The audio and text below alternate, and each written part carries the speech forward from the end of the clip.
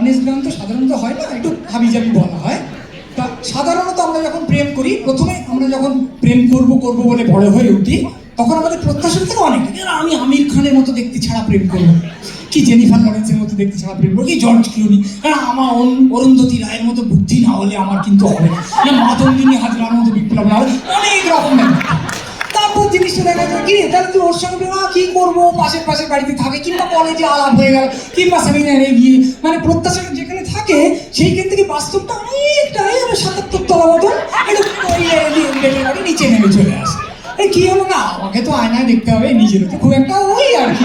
ফলে যখন প্রেম হয় তখন কিছুটা আনন্দ আর অনেকটা আপোষ, কিছুটা ভালো লাগা আর অনেকটা দীর্ঘশ্বাস, এগুলো সমস্ত মিশে থাকে। তাই এই যে ডুয়েট, এইখানে স্পষ্টত বলা হচ্ছে যে আমি কিন্তু ওকে চেয়েছিলাম, আর আমি কিন্তু তমুককে চেয়েছিলাম, আর হলো না, আর ঠিক আছে এবার হলো না, পরের প্রেমটাই হবে। অর্থাৎ এটা একটা তৈরি হচ্ছে, এটা প্রস্তুতি হচ্ছে। এইরকম একটা সদগান চট করে তৈরি হয় না, আমরা তৈরি করতে পেরেছি। আর রূপলের সঙ্গে গানটা গাইবেন উজ্জয়িনী, তাকে আমি মঞ্চে আসতে অনুরোধ করবো। আর গিটার বাজাবেন এটার সঙ্গে প্রবুদ্ধদা, আমাদের সবার আদরের এবং শ্রদ্ধার প্রবুদ্ধ ব্যানার্জি। এই গানটা মিউজিকটাও অনেকটা তারই তৈরি করা। আপনারা শুনুন, একটা আশ্চর্য সৎ দ্বৈত সঙ্গীত।